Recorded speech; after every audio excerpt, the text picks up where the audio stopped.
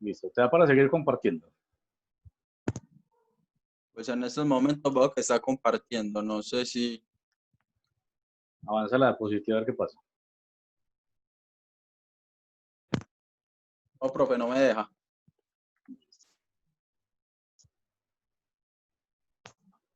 Ahí sí.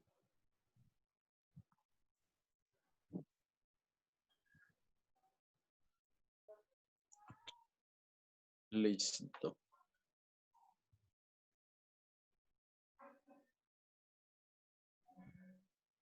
Bueno, ahora sí. Entonces continuamos. Al tomar la decisión de inmovilizar una extremidad, debe tenerse en cuenta. Se debe visualizar la parte lesionada. Para esto se procede a cortar la ropa, no alarla. Revisar la sensibilidad, circulación y movimiento de la extremidad antes y después de inmovilizar. La férula debe inmovilizar la extremidad, una articulación por encima y por debajo de la lesión. La férula debe pues acolcharse a la lesión. Procedimiento de inmovilización total, realizar la valoración de seguridad, tener la bioseguridad completa y asegurar el área. No ingresarse al área antes de verificar que no existan riesgos para el personal prehospitalario.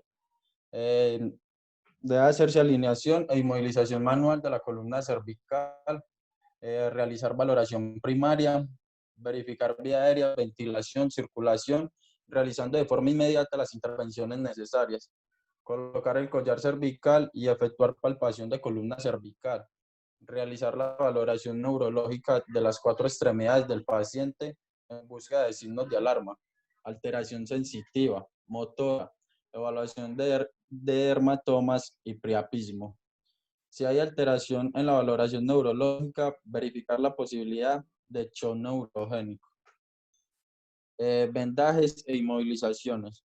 Los vendajes son procedimientos que se realizan con el fin de volver una extremidad u otras partes del cuerpo humano lesionadas, ayudando adicionalmente a la inmovilización. Una de estas son sujetar apósitos, fijar inmovilizaciones, fijar articulaciones y cubrir heridas. Al inmovilizar cualquier tipo de lesión, se debe tener en cuenta las siguientes recomendaciones. Asegurar el área y la víctima.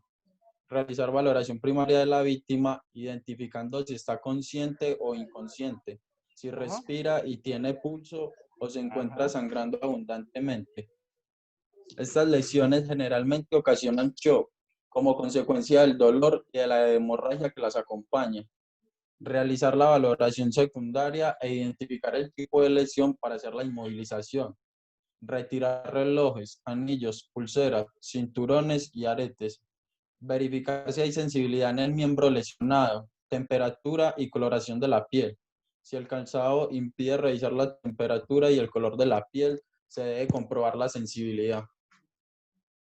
Vendajes para el ojo. Se deben atar las vendas firmemente, no amarrar sobre el sitio de la fractura. Los vendajes deben de ser estéticos, fáciles de hacer y de deshacer. Volver a verificar si hay sensibilidad, temperatura y la coloración de la piel. No se deben hacer masajes y trasladar al centro de asistencia más cercano. Vendajes para la cabeza o capelina. Para realizarlo se requieren 2 vendas. Se inicia efectuando una vuelta circular en sentido horizontal alrededor de la cabeza. Proteger el ojo con un apósito. Dar 2 vueltas circulares a nivel del frente sujetando el borde superior del apósito. Y descender la venda hacia el ojo afectado. Tapar este y pasarla por la parte de atrás del cuello y subirla de nuevo por el otro ojo. La inmovilización de mandíbula. Pedirle a la víctima que cierre la boca Pero para... eso ya son inmovilizaciones que no son de columna. Pero eso era pues lo que había en lo que usted me dijo que revisara. ¿Pero en qué? No, yo te dije inmovilizaciones espinales. Espinal es columna. Entonces aquí me estás hablando de varias inmovilizaciones de otras porciones que no tienen que ver con la columna. Ah, entonces, profe, entonces ya ahí terminaría. Porque eso era lo que les dije atrás, era lo que hablaba sobre el cervical. Listo, dame entonces control de la pantalla, por favor. Listo.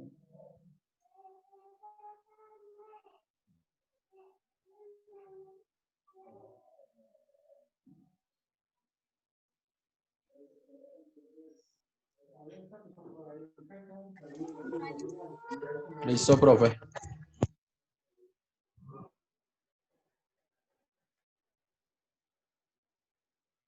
Listo. En resumen, hubo un cambio muy importante respecto de los conceptos de el manejo de la columna cervical.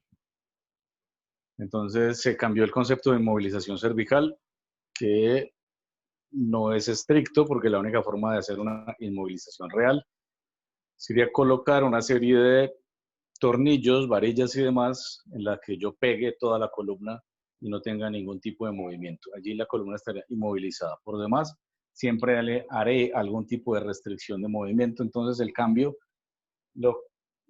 se traduce en un mejor manejo del lenguaje, básicamente. Siempre hacemos una restricción del movimiento, eso es lo que hacemos. Entonces hablamos de restricción de movimiento cervical o de movimiento espinal.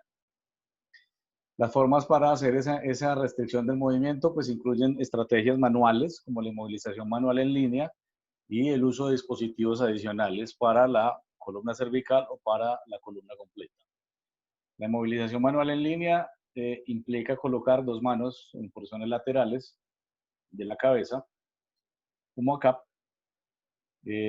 Lo primero es llevar la cabeza a una posición neutra, es decir, así como llevamos al paciente antes de montar la camilla en posición supino, en este caso llevamos la cabeza a posición neutra, que sería como mirando hacia arriba. Teniendo en cuenta que el cabello, por ejemplo, en el caso de las mujeres u hombres de cabello largo, va a implicar que pueda quedar en ligera flexión la columna cervical y eso puede generar lesiones. Al llevarlo a esa posición, yo debo detenerme si el paciente al yo iniciar el movimiento tiene dolor. Si al yo iniciar o generar el movimiento, eso genera espasmos de los músculos del cuello. Si aparecen síntomas neurológicos, es decir, no siento un cosquilleo, siento raro, o si hay compromiso de la vía aérea. No tiene que ver con la columna, pero obviamente es sumamente importante. Si no encuentro ninguna de esas alteraciones, ni aparecen con el movimiento, pues lo llevo a posición neutra y así lo conservo. El collar es importante por varias razones, dependiendo obviamente del origen del collar, pero hay que saber cuándo colocar collar. Entonces la inmovilización o restricción con collar tiene unas indicaciones. Esta es una imagen real en uno de los partidos de la Selección Colombia. El equipo de rescate en la cancha pues sacó a Yepes con un collar cervical puesto en la cara. Creo que es bastante ridículo. Hace ya, no sé, unos quizá 12, 13, 14 años, empezaron los estudios en New Orleans y en Canadá. El de New Orleans se llama el estudio Nexus y el de Canadá el Canadian Spine Rule, C-Spine Rule. Estos dos estudios fueron muy grandes y buscaban definir qué pacientes víctimas de trauma que llegaban a los servicios de emergencias tenían la probabilidad de tener una lesión cervical y por tanto era necesario hacerles o tomarles una imagen de columna cervical. No fue diseñado para collar, era para saber a quién yo estudio y a quién no. Y como yo puedo inferir que si un paciente yo no lo voy a estudiar en la sala de emergencias, pues ¿para qué le pongo collar? Entonces básicamente fue un estudio lo que se hizo fue trasladar esa información de, ok, tú le colocas el collar, pero me llega a mí y yo no le hago nada. Quiere decir, y además le quito el collar, porque si no le va a estudiar la columna, le tengo que quitar el collar. ¿Sí me entienden? Si a mí me llega a urgencias una persona con collar cervical y yo pienso que no necesito hacerle una imagen de la columna, yo le quito el collar sin hacerle la imagen. Entonces simplemente es, si en el hospital no la va a requerir la imagen, porque yo no creo que tenga lesión, pues no tiene ningún sentido inmovilizarlo. Eso fue lo que se hizo con estos estudios. Y entonces, basados en esos estudios, diseñados para otra cosa, pero que tienen toda la aplicación y toda la plausibilidad biológica que uno quiera, salen las recomendaciones actuales que quedaron dentro de las guías médicas de atención prehospitalaria de 2012 del Ministerio de Salud, Estas por la Universidad de Antioquia y lideradas por el doctor Andrés Roviano, aparecen en las guías de trauma y finalmente fueron publicadas en el año 2013, un resumen que ya la vamos a ver, un resumen similar en la revista Neurosurgery de los Estados Unidos, la Asociación Americana de Neurocirujanos. Básicamente hablan que si el paciente tiene síntomas o evidencia de lesión como este, ¿sí? O que tenga una lesión distractora o que no puede evaluar su estado de conciencia, yo debería colocarle collar y como le puse collar, le tengo que hacer un estudio, una imagen. En nuestras guías con un nivel 3 de evidencia por ese momento, encontramos que los pacientes que tengan alteración de conciencia, signos o síntomas neurológicos, como parestesias, paresias, plejías, dolores radiculares o intoxicaciones, requerían collar. Que si el paciente tenía lesiones distractoras, como fracturas de huesos largos, trauma de tórax o quemaduras, requerían collar. Que si yo evalúo al paciente, ¿por qué? Porque no tiene esto ni esto, pero le encuentro dolor en la región, en algún tipo de región vertebral, aquí esto va hasta abajo. Si yo tengo dolor en la región cervical, necesita collar cervical e inmovilizadores laterales de cabeza. Estas son las guías de Neurosurgery en 2013, en marzo. El ATLS dice lo que ya hemos mencionado: todo paciente politraumatizado con trastorno de conciencia o con evidencia de trauma por encima de las clavículas, póngale collar. Es una recomendación demasiado amplia todavía. Esta es la versión 9 del ATLS. En la 10ª cambió un poquito y hablan de estos criterios. En esas guías hablan de un nivel 2, de nuevo, todos los pacientes que tengan evidencia de trauma raquimedular, es decir, tienen signos neurológicos, o evidencia de una fractura vertebral, o que tengan un mecanismo de trauma peligroso. Se cayó de 5 pisos. Okay. Es probable que tenga algún tipo de lesión, hay que estudiarlo. Igualmente, una evidencia a nivel 3 recomienda el uso de collar cervical rígido y soportes laterales de cabeza adheridos a una tabla espinal. Vamos a ver qué cambió. Este es el Joint Position de 2018 de la NIMSP, el ACIP y el ACS, el Colegio de Trauma del Colegio Americano de Cirujanos, de Urgentólogos y el NIMSP, donde ya definen inmovilización con collar bajo esos criterios, que el Glasgow no esté en 15-15, que le duela la región media del cuello o del dorso, que tenga síntomas neurológicos focales, que no sienta bien o que no mueva bien, que tenga una deformidad anatómica evidente o que tenga lesiones o circunstancias distractoras. Y mencionan ya otras. Entonces hablan de fracturas de huesos largos, degloving, que es perder toda la piel y musculatura de algún dedo de la mano, lesiones por aplastamiento, quemaduras grandes, sin definir qué tamaño de quemadura, alteración emocional, el paciente que no habla, que dice que no sabe qué siente, pues sería uno mejor inmovilizarlo y trasladarlo hasta poderlo evaluar. Barreras de la comunicación, no habla el mismo idioma, no habla, o alguna similar que impida una adecuada evaluación, pues es criterio para inmovilización. ¿Quién es que tiene collares? ¿Hay alguien que tiene collares o no? No supe. Hola, sí, no, sí. ¿Alguien tiene collares?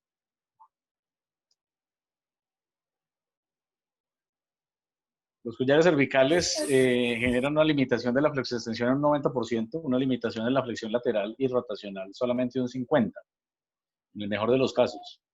El collar rígido de 2 piezas, que es el Philadelphia, sin una adecuada, en adecuada posición, pero sin los inmovilizadores laterales de cráneo, realmente ofrece una inmovilización lateral de solo el 30%, ¿sí? El 50% el stiffening. De modo que se recomienda que cuando yo vaya a inmovilizar columna cervical y vaya a trasladar al paciente, tenga algún tipo de inmovilizadores de cráneo asociados. Importantísimo entender entonces cuándo no. Cuando no, pues es negar lo otro. Cuando no coloco collar, si el paciente está despierto, alerta, no está intoxicado, ya sea porque haya consumido algún tipo de droga o porque yo lo haya intoxicado con algún tipo de medicamento, sea un sedante o sea un analgésico potente, un opiáceo, que no tenga dolor o síntoma local en la nuca, a la palpación, sin alteraciones neurológicas al examen y sin otras lesiones distractoras, pues no necesita collar. Y hacen o agregan algo muy importante.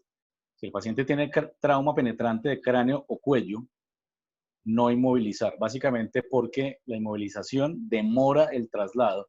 Los pacientes con lesiones penetrantes de cráneo y cuello usualmente requieren una atención emergente y en un hospital. Entonces, la inmovilización demora. Ahora, si al paciente le pegaron un balazo y se cayó de un tercer piso, ese sería un paciente para hacer una restricción manual de movimiento constante, una movilización espinal cuidadosa, pero no necesariamente adherirlo a un dispositivo de sujeción porque eso nos demora, pero sí hacer un movimiento en línea juicioso para poderlo trasladar rápido. Es decir, el hecho de que yo no lo inmovilice con dispositivos no quiere decir que yo no haga movimientos en línea manuales. No quiere decir lo mismo. Pero en esa situación de que acabas de poner, uno sí se pone a priorizar tanto lo de la inmovilización y no de pronto lo que sí lo puede llevar potencialmente a la muerte, en ese caso el tiro que tenga hemorragia interna o algo. Por eso, o sea, no le vas a poner un collar, ¿qué le vas a hacer? Inmovilización manual. Lo vas a movilizar de forma controlada con tus manos. ¿Por qué? Porque poner un collar quita tiempo.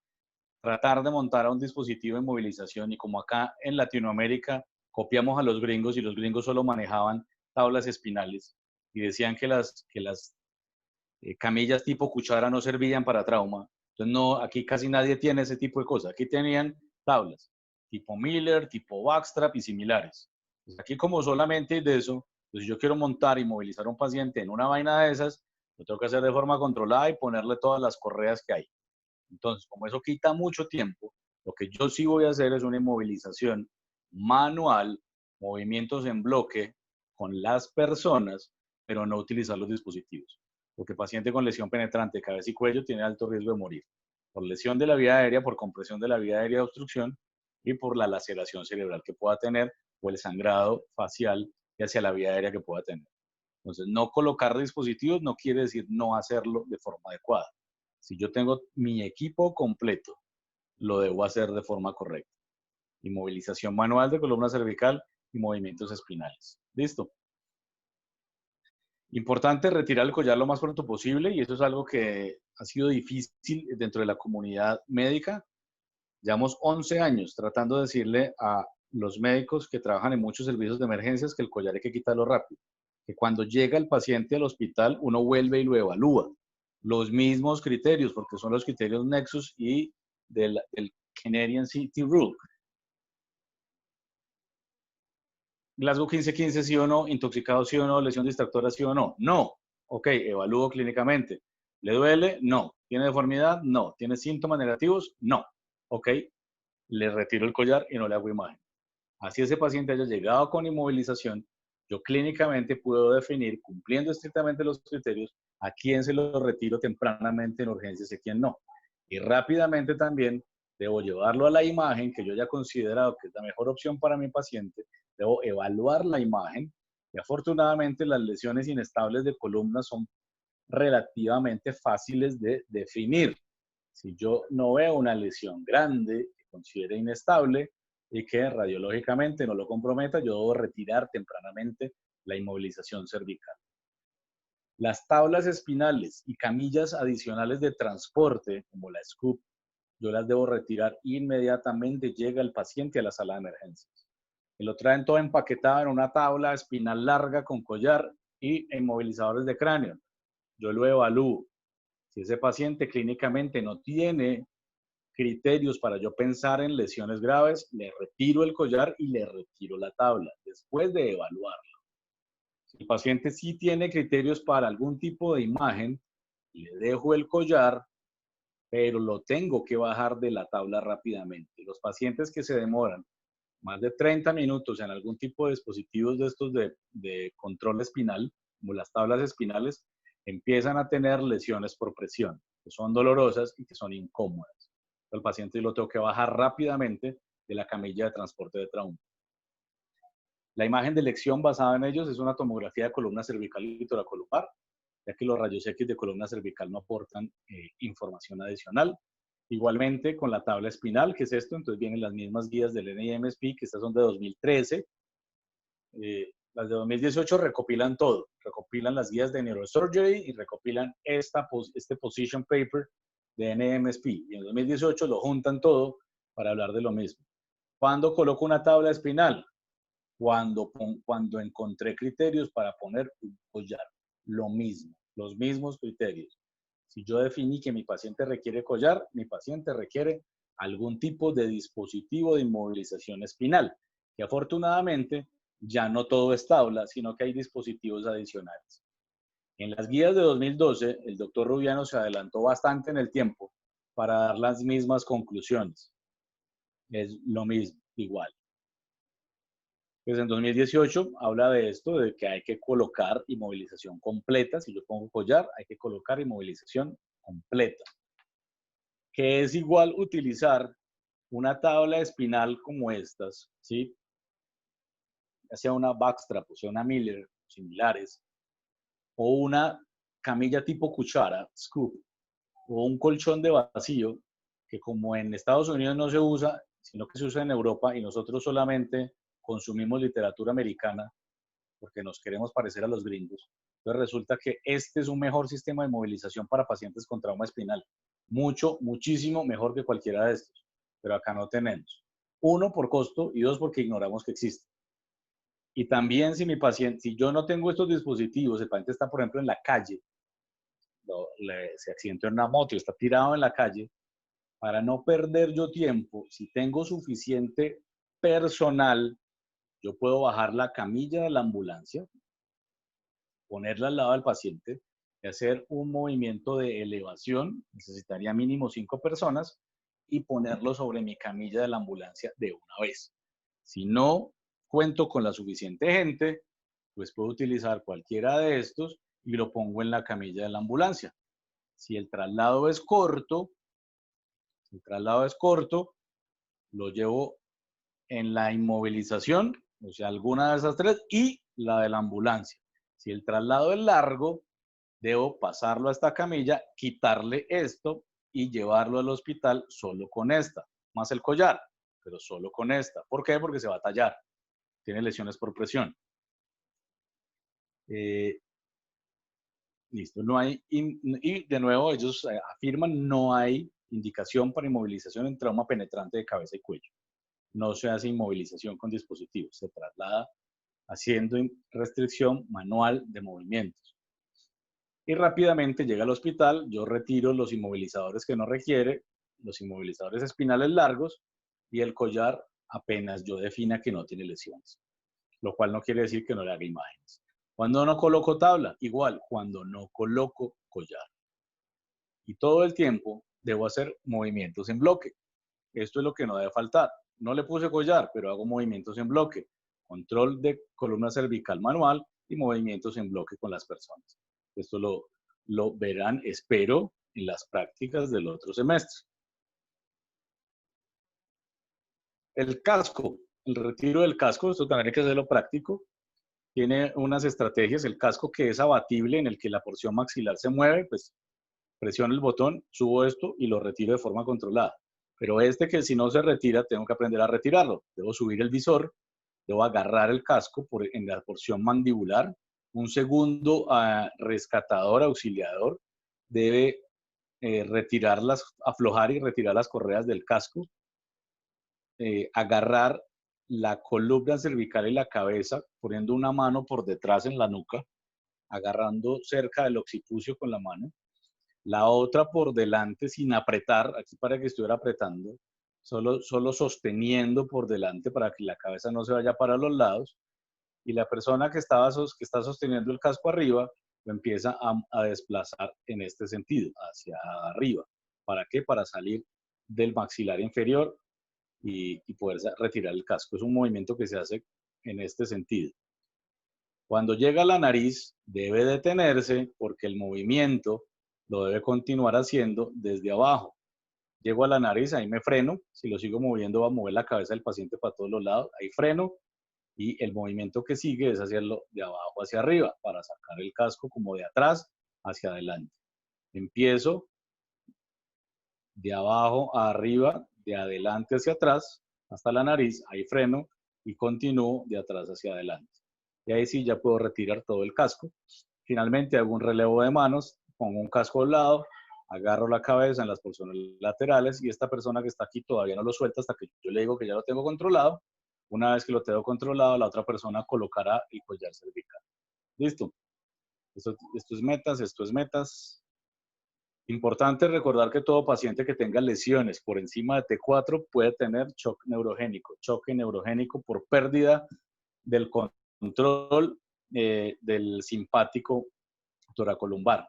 Algunos dicen T6 también, de T4 a T6. Todo paciente que tenga una lesión completa de T4 a T6 piense que puede hacer choque neurogénico.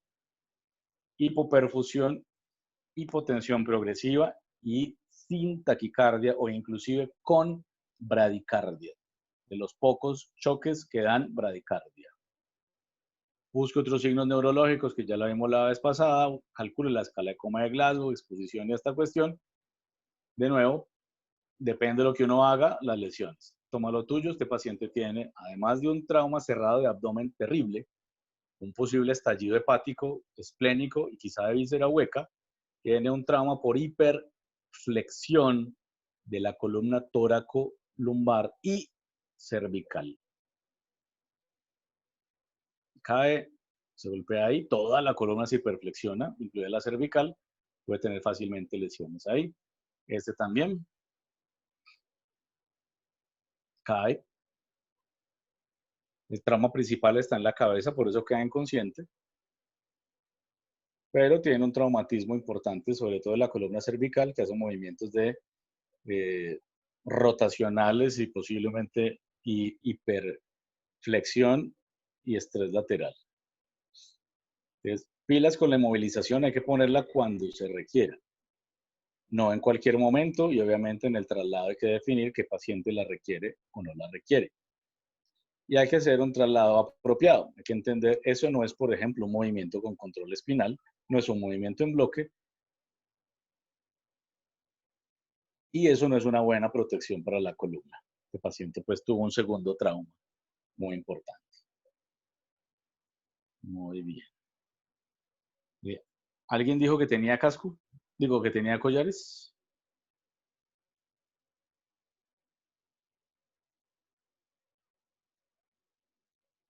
Hola, sí, no, nadie.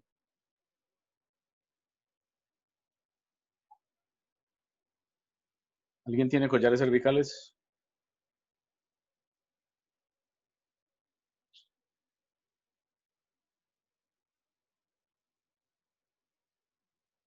¿Alguien? Sí, no, nadie. Muy bien, seguimos con síndromes medulares entonces.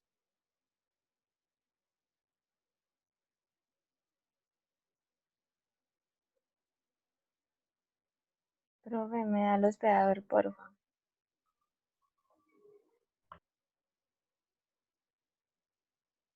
Ya. Siguen escalas y por último metas.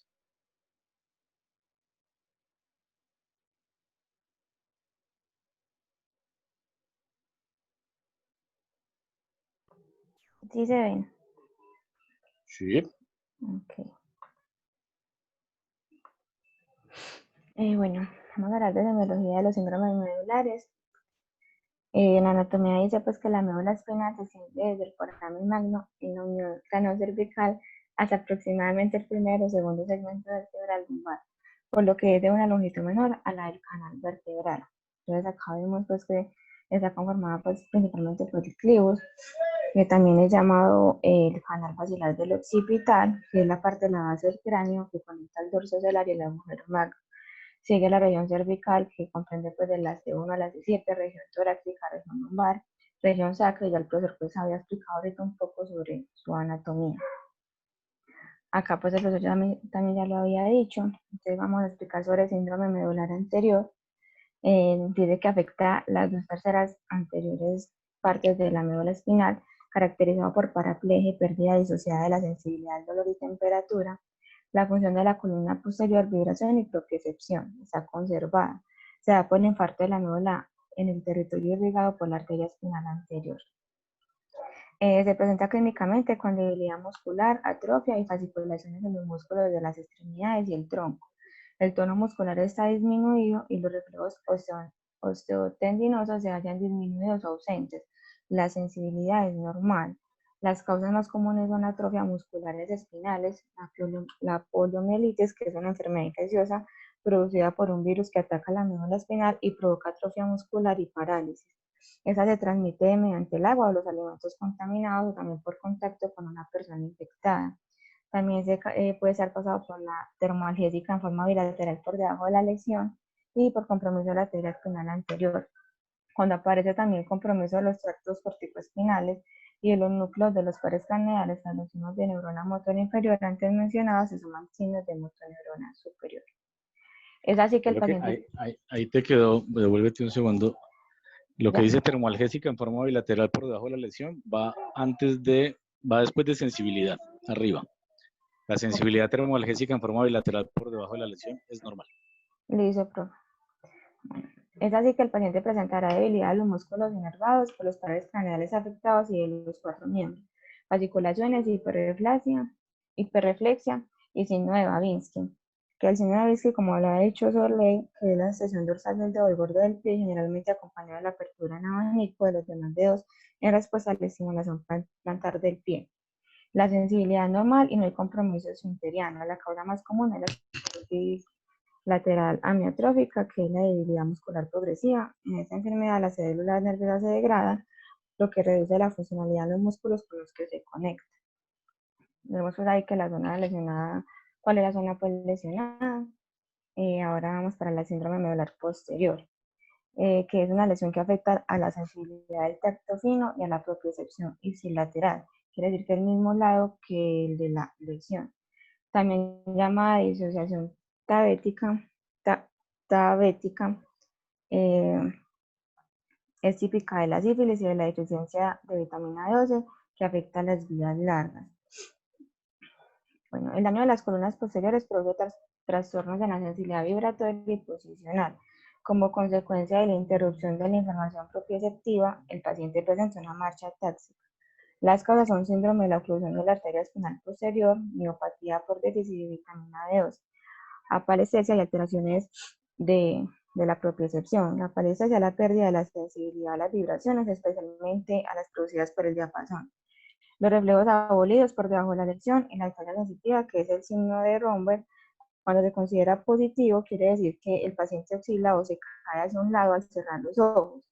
Eso indica patología vestibular y o propioceptiva. También quiere decir que si la patología es exclusivamente cerebelosa, se caerá igualmente con los ojos abiertos o con los ojos cerrados. Puede aparecer el llamado signo de Lermit, que consiste en la aparición de una sensación de descarga eléctrica que se extiende a lo largo de la columna y los miembros inferiores al flexionar el cuello. Vemos pues que esa es la parte lesionada. Vamos para el síndrome medular, hemisección medular o bronce quad. Se caracteriza por una parálisis homolateral y por debajo de la lesión, a consecuencia de la interrupción del fascículo corticoespinal lateral. Además, de anestesia táctil epicrítica, vibratoria y propioceptiva bilateral y por debajo de la hemisección por la interrupción del cordón posterior. Está caracterizada por pérdida de la sensibilidad térmica y dolorosa contralateral a la hemisección, pérdida de la defunción propioceptiva del mismo lado y por debajo de la lesión, parálisis o paresia espástica homolateral a la lesión por interrupción del haz corticoespinal. A nivel de la lesión hay signos sensitivos y de la motoneurona inferior segmentarios por el daño de las raíces dorsales y ventrales. Se describe como etiología más frecuente traumática, además de lesiones compresivas extramedulares. Dice pues que una de las principales causas de este síndrome debido a un trauma en los países en vía de desarrollo, las caídas domésticas y laborales son las que predominan, pero a diferencia con los países desarrollados, los accidentes automovilísticos tienen el más alto porcentaje. Entre otras causas debidas a traumatismo se encuentran las heridas por arma blanca, arma de fuego, lesiones deportivas y obstétricas, fulguraciones, la parálisis de los buzos, caídas de alturas, entre otros. Existen también causas no traumáticas como las neoplasias espinales, principalmente las intraxiales, en las que aparte de generar el déficit neurológico también generan dolor. También existe un tipo de neuropatía por radiación, que pueden aparecer meses o años después de la radioterapia, que puede causar debilidad y pérdida de la sensibilidad. Vemos cuál es la zona lesionada. En el síndrome medular centromedular es una forma de lesión incompleta de la columna vertebral en la cual no se reciben algunas de las señales del cerebro al cuerpo, caracterizada por la discapacidad en los brazos, las manos y en menor grado en las piernas.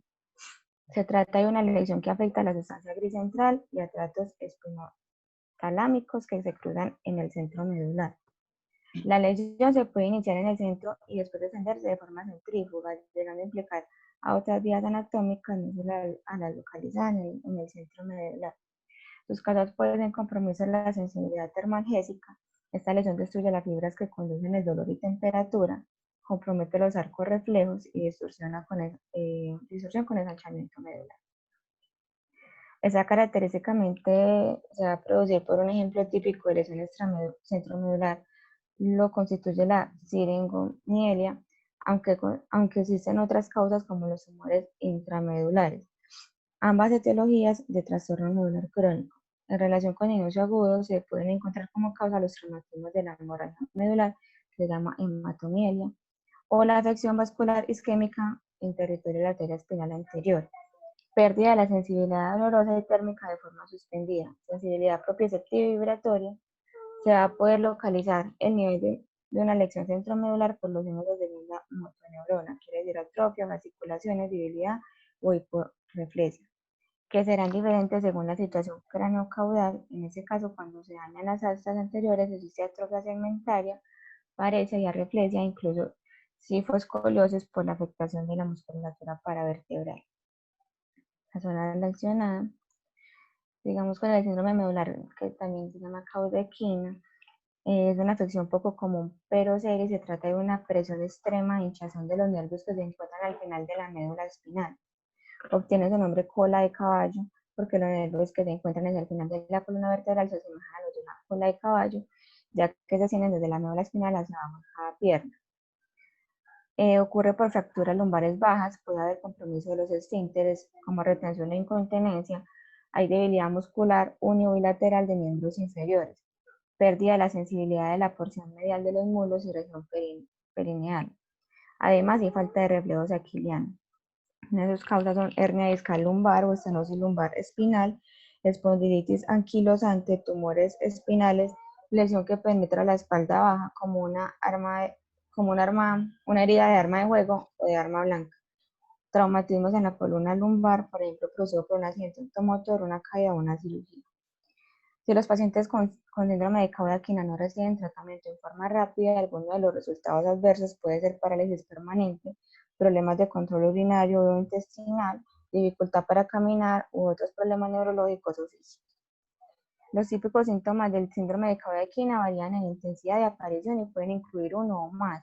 En eso está la sensación alterada, debilidad o entumecimiento severo o progresivo de las extremidades inferiores, las piernas y los pies, causando posiblemente dificultad para caminar. Pérdida de sensación, una sensación extraña en el área de montura, el área del cuerpo que se sentaría en una montura, la parte interna de los muslos, entre las piernas, los glúteos, la parte trasera de las piernas y la región sacra.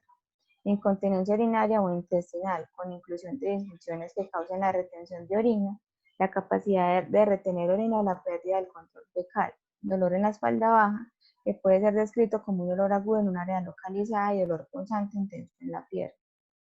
Los síntomas del síndrome de caudequina pueden ocurrir en forma inesperada o más gradual, desarrollándose a lo largo de algunas semanas o de algunos años. Existe la aparición repentina y la aparición gradual. La aparición repentina está típicamente marcada por incontinencia o difusión urinaria o intestinal o por una debilidad progresiva en las piernas o en los pies. Y la gradual suele incluir dolor de espalda recurrente en combinación con debilidad muscular y entumecimiento y de incontinencia y de difusión urinaria o intestinal. Vemos pues así donde se sitúa, que pues vemos ahí que está la hernia discal y el síndrome de cola de caballo, que es muy similar a la de la caudequina. Eso quiere decir que ocurre cuando las raíces nerviosas en la base de la columna vertebral se comprimen, conocida como cola de caballo. Este grupo de nervios determina la sensación y funcionamiento de la vejiga, intestinos, órganos sexuales y piernas. Es una emergencia médica si la cirugía no se realiza inmediatamente para aliviar la presión sobre los nervios. podría perder la función abajo de la cintura. De manera más específica, cabe destacar que la cola de caballo la conforman los siguientes raíces nerviosas: lumbares 2, 3, 4 y 5, los 5 pares de raíces sacras y el par de crucijeas. En consecuencia, intervienen en estas zonas y funciones del cuerpo: extensión de la pierna, aducción del muslo, contracción de los músculos externos de la pierna, flexiones dorsales y rotación externa del pie, extensión del dedo gordo del pie, musculatura de las nalgas y muslos, músculo del comportamiento posterior de la pierna, funciones de esfínteres y erecciones. Una causa más común es de la ruptura del disco, de un disco espinal. Ese síndrome podría ser causado por accidentes que aplastan la columna, por ejemplo, un accidente automovilístico, caída, lesión penetrante, una herida por navaja o disparo de arma de fuego. Una artritis puede ser una espondilitis anquilosante, complicaciones de anestesia espinal, lesión de masa, coágulo sanguíneo, complicaciones de cáncer. El síndrome de cola de caballo se manifiesta como con dolor lumbar, dolor en la región perineal o en las extremidades inferiores. Estos dolores a menudo pueden estar asociados con una pérdida de sensibilidad en los genitales y el ano, en la piel del perineo y en los muslos. También se pueden manifestar trastornos motores como incapacidad para caminar de puntillas y con los talones, incapacidad para flexionar el muslo sobre la pelvis y en casos raros paraplegia. El síndrome de cola de caballo requiere una descompresión quirúrgica de emergencia para reducir o eliminar la presión sobre el nervio. Incluso si la operación tiene éxito, muchos pacientes pueden padecer secuelas como dificultad para caminar o dificultades venenosas, como lo decía en la caudequina. Ahí se ve la caudequina y eso es todo.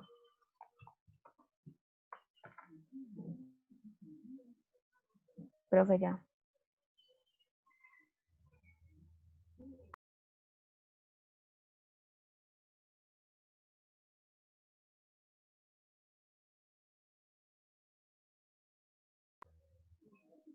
Profe.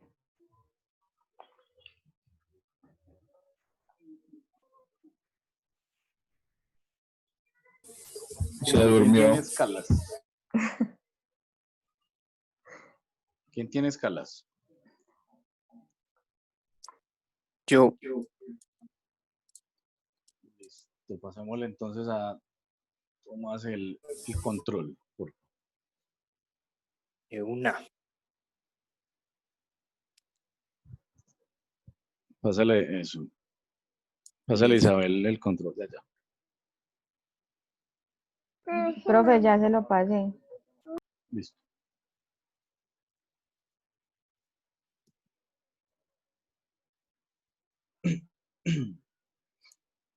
Profe, no me deja. Me dice que está inhabilitada la función de compartir pantalla. Dale otra vez, que vos sos el anfitrión. Ah, ya sé. Es que se la dio al... Es que yo estoy desde dos partes. Y el anfitrión es el que está en la parte del celular. Y ahí no tengo la presentación. Entonces te toca desde tu conexión del celular darte permiso a la otra conexión. Bueno,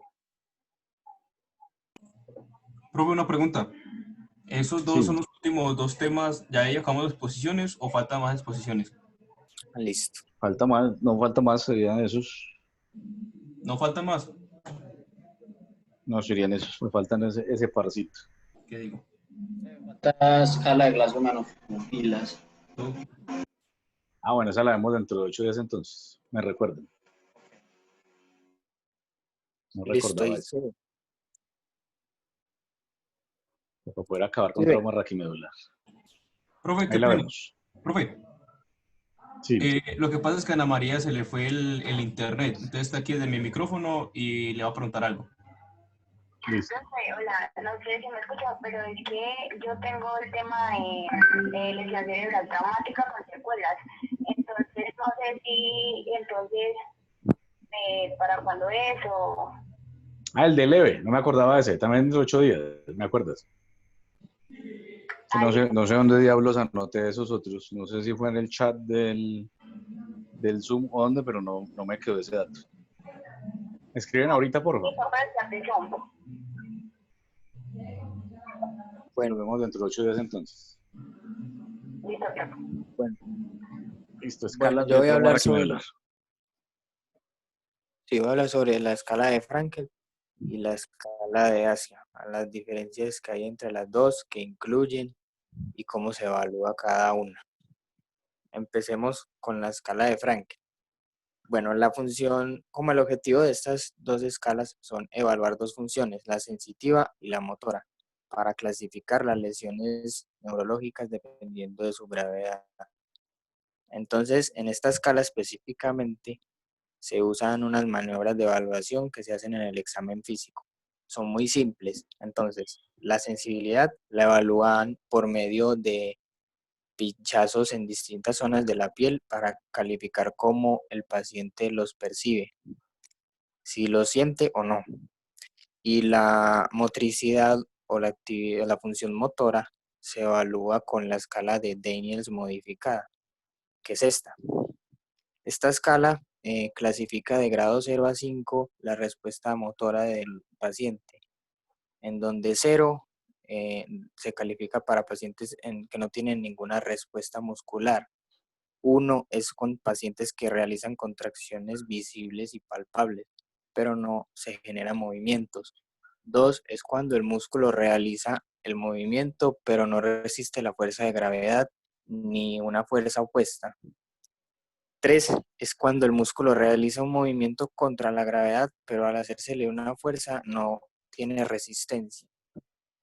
La 4 es cuando el movimiento se hace contra la gravedad y resiste moderadamente, pero se cae fácilmente. Y el 5 es cuando soporta una resistencia manual máxima, que sería lo normal.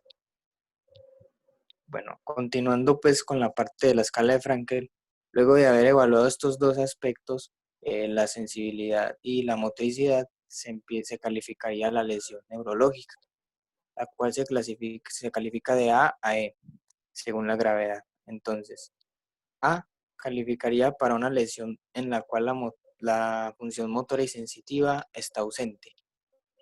B se califica para una lesión en la cual se percibe un poco la sensibilidad, pero la parte motora está incompleta o está ausente. C se califica para en las lesiones que la función motora está presente, pero es inútil para el paciente y la sensibilidad está normal. Una función inútil sería como del grado 3 a 4. Y la D es que la sensibilidad está bien, pero la función motora es parcial, pero útil. Ahora vamos a hablar de la escala de Asia. Esta escala es más compleja y se enfoca más en cada parte de la sensibilidad y la motricidad. La escala de Asia, que es de la American Spinal Injury Association, que significa Asociación Americana de Lesiones Espinales, se clasifica de esta forma. Bueno, entonces, se hace, al igual que la escala de Frankel, una evaluación sensitiva y motora, pero se enfoca más en los dermatomas y los miotomas. Los dermatomas son zonas de la piel irradiadas por un nervio. Los miotomas son zonas musculares irradiadas por un nervio.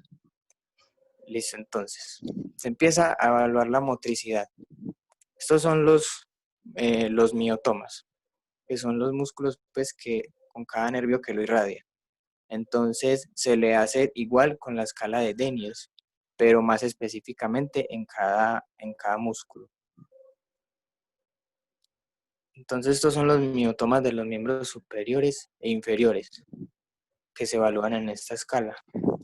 Ahí los pueden ver, más adelante les voy a mostrar una tabla de la escala de Asia donde pues, van a entender más de esta parte. Listo, luego se evalúa la sensibilidad, la función sensitiva. Bueno, entonces, al igual que con la escala de Frankel, pero como les dije ahorita, más enfocada en cada dermatoma. Se hacen toques ligeros y pinchazos en cada dermatoma, evaluando cómo está la sensibilidad. Estos son todos los dermatomas del cuerpo. Entonces se busca que cada uno sea evaluado específicamente para llegar como a una clasificación más directa.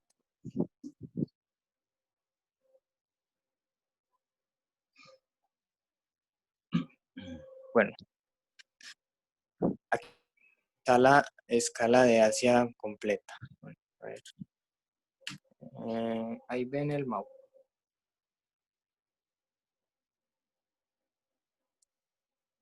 Más o menos. Podrías poner Lo el laser point del PowerPoint. Puedes buscar el laser point del PowerPoint. El señalador láser. Bueno, Eso. entonces acá tenemos pues la tabla completa. En la escala de Asia se evalúan ambos lados del cuerpo. Entonces empezamos con el lado derecho, evaluando los miotomas, que son estos, son 10. Cada miotoma se le califica pues según la escala de Daniels de 0 a 5. El máximo puntaje debe ser 50. Lo mismo con la parte sensitiva. Evaluando los dermatomas se califica de 0 a 2. Ahorita les muestro una parte donde está eso. Donde 0 es que la sensibilidad pues está ausente, 1 es que está alterada y 2 que está normal.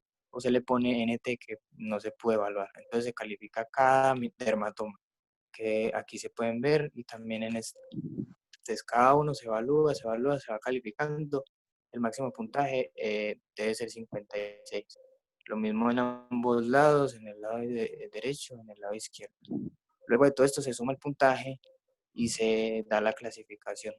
Aquí está lo de lo motor y lo sensitivo. Entonces lo motor, como les dije, de 0 a 5 dependiendo de la respuesta, y lo sensitivo de 0 a 2. 0 ausente, 1 alterado y 2 normal. Ya acá está la clasificación de lo de la escala de Asia, que va como más enfocada en cada aspecto sensitivo y motor. Entonces calificaría una lesión A completa en la que hay ausencia de función motora y sensitiva, que se extiende hasta los segmentos sacros S4 y S5. Estos son los segmentos sacros S4 y S5, sería que la lesión abarca toda esta región, hasta acá, S4 y S5. No habría respuesta motora ni sensitiva. Una B incompleta es en la que se preserva la función sensitiva por debajo del nivel neurológico de la lesión. Entonces, digamos que es en T5. En T5 se preserva la función sensitiva, pero de ahí hasta abajo hay ausencia de función motora. Ahora la C incompleta. En la función motora está conservada por debajo del nivel neurológico. Y más de la mitad de los músculos clave por debajo de este nivel neurológico tienen un grado muscular menor de 3. Entonces digamos que la lesión es en T5. Entonces en T5 hay respuesta motora conservada, pero calificándose los grados menores de 3 y la sensibilidad está afectada. La D incompleta califica para una lesión en la cual la función motora está conservada por debajo del nivel neurológico, calificando con mayor a 3 en la escala de Denny, pero la sensibilidad está afectada. Y la E sería la normal, en la cual la función sensitiva y motora son normales y no tienen ninguna afección en cada dermatoma y en cada miotoma. Ahí también se evalúan los reflejos y se califica. Eso es todo. Listo, perfecto. Tengo aquí. Listo, Mar, muy bien. Entonces, en resumen, las dos escalas, si ustedes ven, al final, la clasificación final es prácticamente la misma, evalúa prácticamente lo mismo. La Asia la utilizamos mucho en los hospitales para poder tener una mejor evaluación, mucho más objetiva y repetible en cada paciente, principalmente en servicios neurológicos.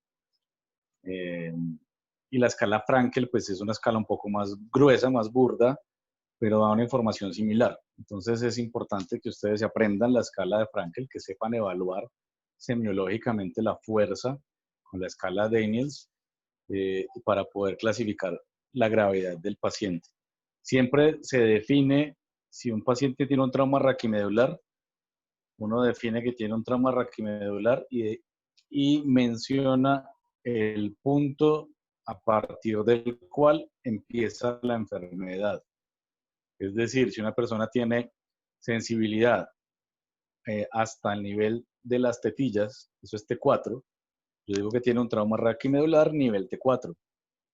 Si ese mismo paciente tiene sensibilidad hasta T4, pero tiene movilidad hasta más abajo, digamos L1, logra hacer algo de flexión de cadera. Yo digo que el paciente tiene un trauma raquionodular sensitivo T4, motor L1. Es decir, como si tuviera dos. Realmente es uno solo, pero estoy definiendo que tiene un compromiso diferente o asimétrico. Igualmente, hablo de algo que se llama las zonas de preservación parcial. El paciente puede tener deterioro de la sensibilidad desde T4, pero siente algo más o menos hasta el ombligo que es T10. Entonces yo digo, el paciente tiene un trauma raquimedular nivel T4 con zona de preservación parcial hasta T10, la forma correcta de definirlo. Y con el componente motor defino entonces, digamos que la gravedad respecto del componente motor afectado. Entonces mi paciente puede tener un trauma raquimedular T4 Frankel D, o Frankel C, o Frankel B. Puede tener un T4 Frankel C con nivel motor T6, que sería muy difícil de evaluar. Entonces yo voy a clasificar mi paciente de esa manera. Cuando yo llego a nivel tal, es porque a partir de allí, desde ese punto hacia arriba, la médula está sana. Y desde ese punto hacia abajo, la médula está enferma. Eso me lleva a mí a pensar dónde fue el trauma. Sufrió un balazo en la espalda, o tiene una herida en el abdomen por bala, y la herida no salió y el paciente está parapléjico. Y está parapléjico, no solamente no mueve las piernas, sino que no las siente bien, dice que las tiene como entumidas raras, y ese nivel de hipoestesia o de parestesias llegan hasta el cifoides, hasta la altura del cifoides. Ese paciente con trauma de abdomen tiene un trauma raquimedular, si no tiene nada de movilidad de extremidades inferiores, pero sí tiene algo de sensibilidad, sería un Frankel B y su nivel sería T6, porque a partir de ese punto empieza a tener deterioro neurológico o sensitivo. ¿Sí me hago entender? Herida de bala, no tiene salida, no sé dónde está, pero el paciente tiene cero movilidad de las extremidades inferiores con sensibilidad, así sea mala, pero preservada. Eso es un Frankel B. Y el nivel me lo daría el punto a partir del cual la sensibilidad empieza a estar comprometida. Con eso me guío con los dermatomas, uno se los va memorizando a medida que va teniendo que usarlos, y si no, pues uno debe cargar con las fichas que le permitan a uno recordar qué grupos musculares corresponden a qué miotomas y dónde se encuentran los diferentes dermatomas. Listo, ¿quién falta? Profe, yo. Yo también ¿Otra vez falto. quién? Profe, Collarines, yo no me demoro nada. 3 minutos, 4. Listo, Carlos Hernández, Collares. Profe, Jonathan, me hace el favor de compartirme eso por ahí. Listo. Entonces, ¿a quién hay que darle el anfitrión? A Snyder. Carlos Hernández, pasémosle, vos estás de anfitrión. Hay que permitirle a Snyder. Dale el anfitrión.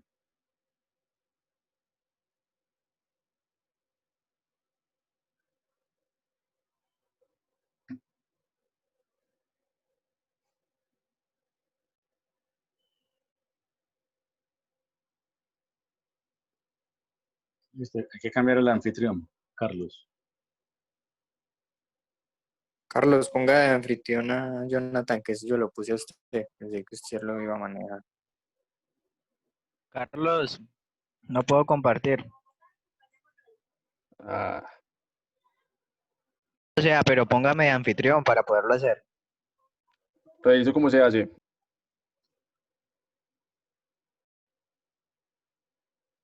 Seleccionas el contacto en participantes y le das nombrar anfitrión.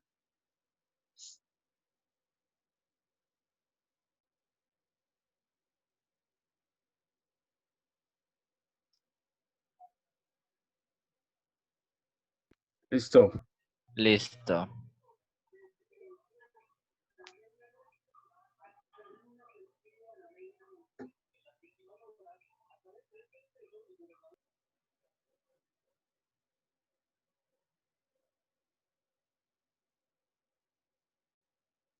Bueno, ahí lo pueden ver bien, ¿cierto? Sí, Y también me escuchan bien. también. Excelente, comencemos. Entonces, bueno, collarines cervicales, Carlos Hernández, bajemos Jonathan. Bueno, eso lo voy a anular porque no sé, ya lo sabemos. Baje Jonathan. Bueno, tipos de collarines. Como pueden ver, tenemos los blandos, que son pues, de espuma, eran muy utilizados antes, pero no inmovilizan de la manera correcta. Entonces ya no se utilizan tanto. Los semirrígidos de Thomas y los rígidos que son de trauma, que ya vamos a entrar a analizarlos. Baje Jonathan. Bueno, ese es uno blando espuma, prácticamente no limita la movilidad del cuello. Es para ayudar a descansar los músculos y aliviar el dolor en lesiones que no requieren inmovilización del dolor. Bueno, es más para esguinces, espasmos o distensión de los músculos del cuello, según su grado. Como pueden ver, ese es un semirrígido de Thomas que limita un poco más la flexión y la extensión del cuello respecto al blando, pero básicamente sirve para el mismo tipo de lesiones que el blando. Baje, Jonathan. Bueno, ahí podemos ver los rígidos, que son los más utilizados en trauma. Está el Philadelphia, el Perfect Ace y el Stiff Neck. Bueno, baje, Jonathan.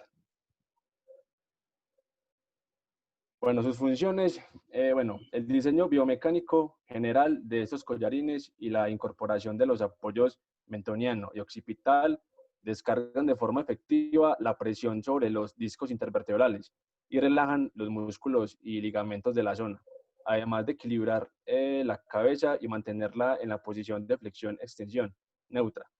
El mecanismo limita la posibilidad de flexionar, extender y rotar el cuello. Baje, Jonathan.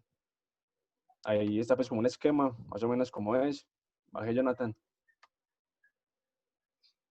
Bueno, el mecanismo de acción de los collarines. Por tanto, con esta ortesis se consigue disminuir la movilidad de la región cervical, aunque hay que señalar que no se llega nunca a producir una inmovilización total. Con todo ello se consigue que disminuya el dolor y prevenir lesiones medulares en caso de traumatismo grave. Baje, Jonathan. Bueno, su aplicación es seleccionar y aplicar un collarín cervical de tamaño adecuado para auxiliar en la provisión de alineación neutral y estabilización de la cabeza y el cuello del paciente. El primer proveedor de atención prehospitalaria realiza la estabilización manual neutral, como lo indica el profesor. Alinea la cabeza y el cuello del paciente.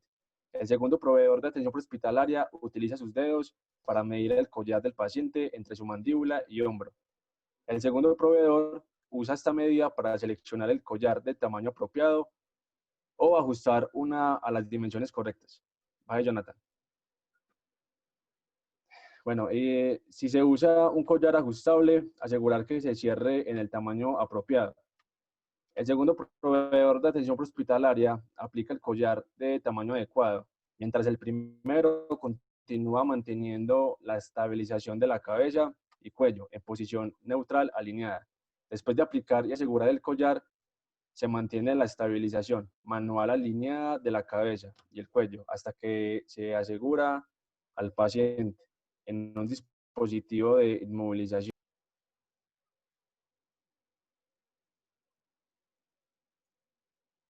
Listo, muy bien.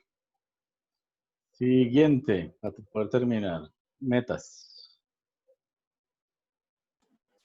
Metas de reanimación en trauma raquimedular. Ese soy yo. Pero sí la hago ya. Muy Sí larga. está larga y ya son las 8:10 y estamos aquí desde las 5. Pues yo estoy aquí sentado desde las 5 seguido, ya tengo mucha hambre. Y yo sé que la mayoría de compañeros... ¿Cómo? El parcial nos queda solo una clase y el parcial en 15 días. Hágala de una. Al final, de hecho. Yo la hago si los compañeros no tienen problema, yo la hago. Hágale. De lado. Necesito que me compartan pues la pantalla. Pues que me compartan el coso. Snyder. Listo.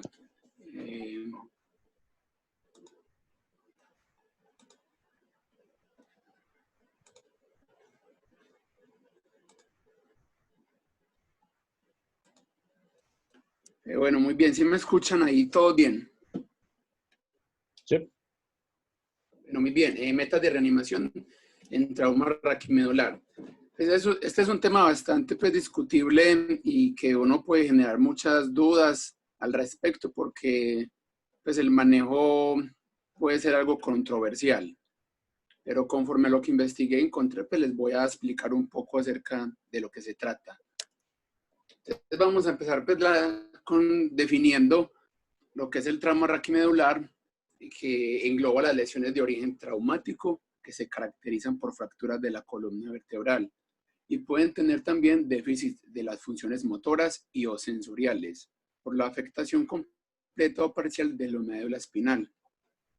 La fisiopatología se produce por dos mecanismos, lesión medular primaria y lesión medular secundaria.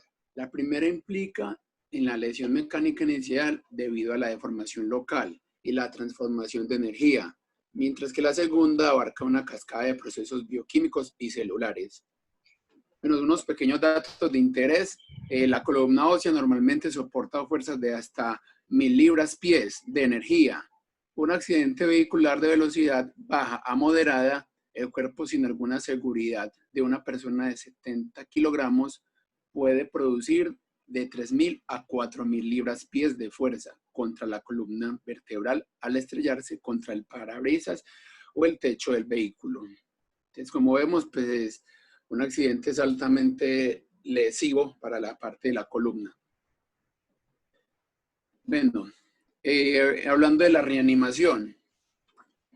En la reanimación pues, tenemos que tener en cuenta varios aspectos importantes.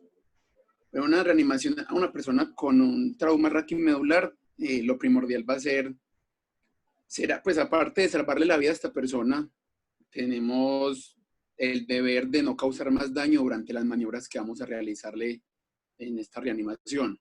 Entonces, al detectar el paro, debemos comenzar las maniobras de reanimación teniendo en cuenta lo siguiente: buscar la causa del paro y tratarla cuanto antes, obviamente. Considerar a todo paciente inconsciente como un lesionado raquimedular hasta que se demuestre lo contrario. Tener eso siempre presente. Es importante llegar a la escena, identificar el mecanismo de trauma y según este sospechar siempre de trauma a nivel espinal. Por ende, se da de suma importancia hacerle la inmovilización del mismo. Bueno, dentro del manejo de la atención inicial de un paciente con esta patología es fundamental, ya que se ha descrito hasta un 26% de complicaciones graves relacionadas a un procedimiento mal hecho, inadecuado, malos procedimientos, como los podemos ver acá.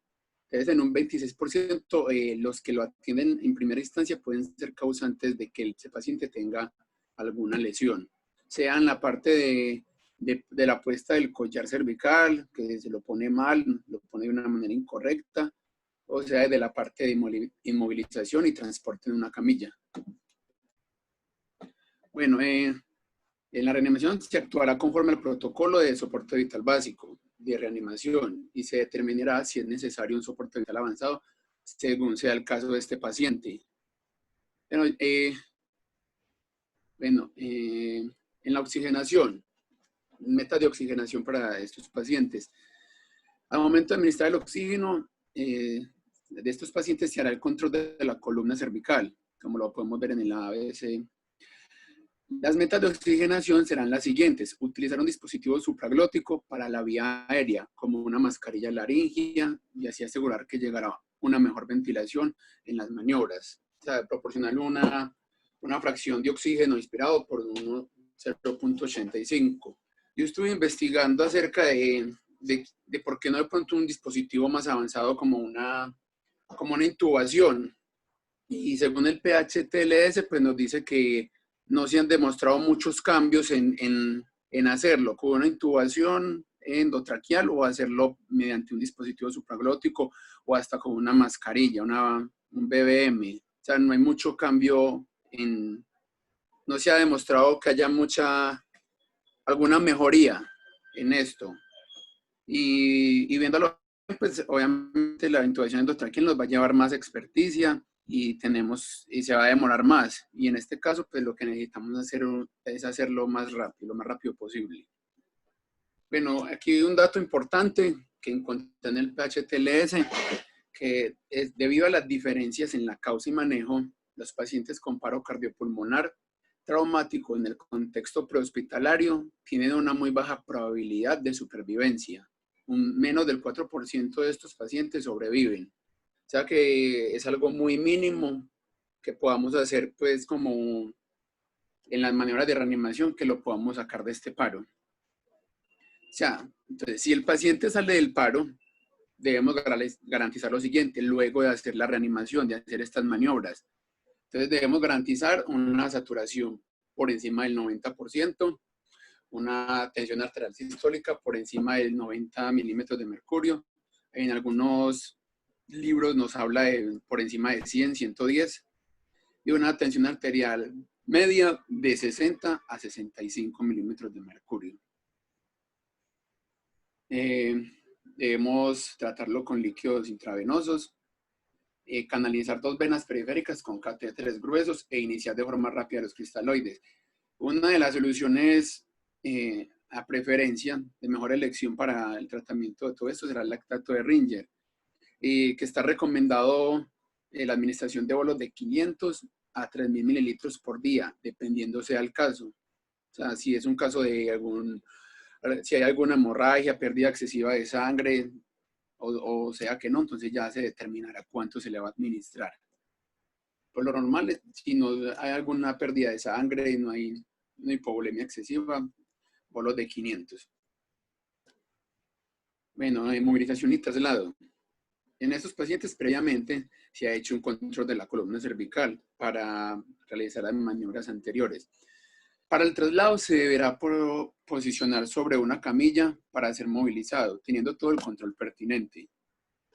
Bueno, en esta parte del traslado debe ser rápido y eficaz. A un centro médico de alta complejidad y pues con esto tratar de disminuir los riesgos de una lesión mayor a nivel medular. Y obviamente darle el tratamiento médico adecuado pues en el centro médico, ya que esto es más un tratamiento obviamente médico, intrahospitalario. Bueno, por último también encontré que el uso de esteroides. Estudios sugieren altas dosis de metilprednisolona, ya que mejora el resultado neurológico de pacientes con lesiones medulares resultantes de un traumatismo. Cuando se inicia dentro de las 8 horas luego de la lesión. Entonces se recomienda bolos de 30 miligramos por kilogramo, seguido de una infusión de 5.4 miligramos hora por un máximo de 48 horas. Y bueno, y esto sería para la prevención de la hipertensión intracraneal. Esto puede verse al aumento de la presión del líquido cefalorraquídeo. El aumento en la presión intracraneal también puede deberse a una elevación de la presión dentro del cerebro mismo, que como lo podemos ver en los casos anteriores, pues puede ser por una herniación, un hematoma, de diferentes causas. Entonces, en el tratamiento los pacientes deben ser oxigenados adecuadamente y mantener una presión arterial media en los niveles óptimos. También creo que esto ya es obviamente a nivel más intrahospitalario, drenado del líquido cefalorraquídeo para reducir la presión en el cerebro. También debemos posicionar la cabeza en una posición neutra para reducir cualquier compresión de las venas yugulares que impediría el flujo de salida venoso intracraneal. La cabeza debe ser elevada a una altura de 30 grados. En esta posición se ha demostrado una disminución importante de la presión intracraneal. Y por último, pues medicamentos para disminuir esta hinchazón. El volumen se debe mantener en un estado eubolémico. Entonces, el estado eubolémico es un estado como de equilibrio entre los electrolitos y la presión en los vasos sanguíneos, para que la restricción de fluidos concomitantemente con la administración de soluciones deshidratantes no causan hipotensión arterial. Hemoconcentración, no incremento de la presión arterial. Eso es todo.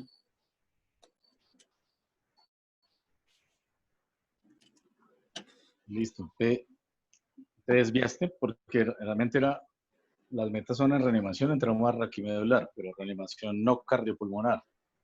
Reanimación se refiere a reanimación hemodinámica. ¿Cómo manejo yo mi paciente con trauma raquimedular?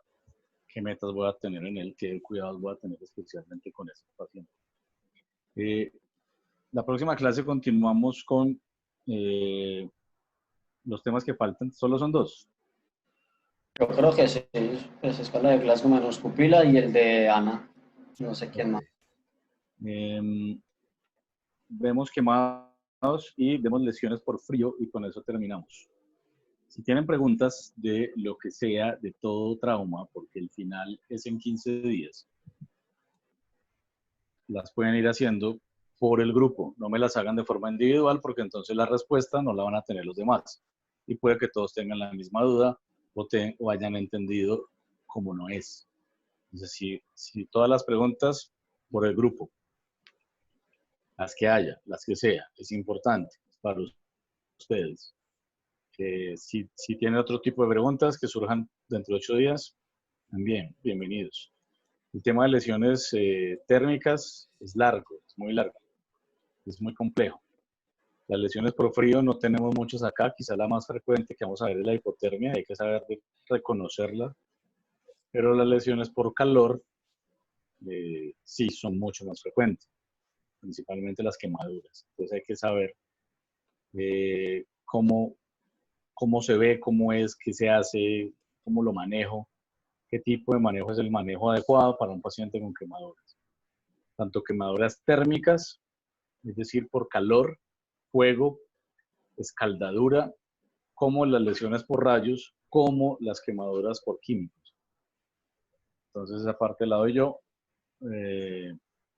Sebastián Bocanegra y Julián Gallo darán las lesiones por frío, mencionando y mostrando imágenes de las lesiones cutáneas para conocerlas, sin profundizar mucho en ellas. Quiero que por favor profundicen en hipotermia. Esa sí la vemos y la vemos frecuente.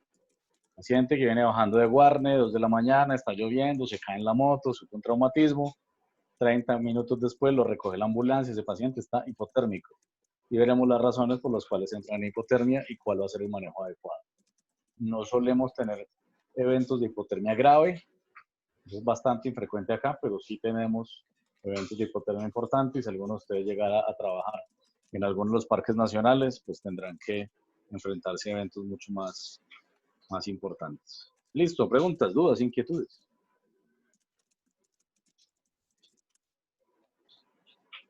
Si no es más, muchas gracias y una feliz noche para ustedes.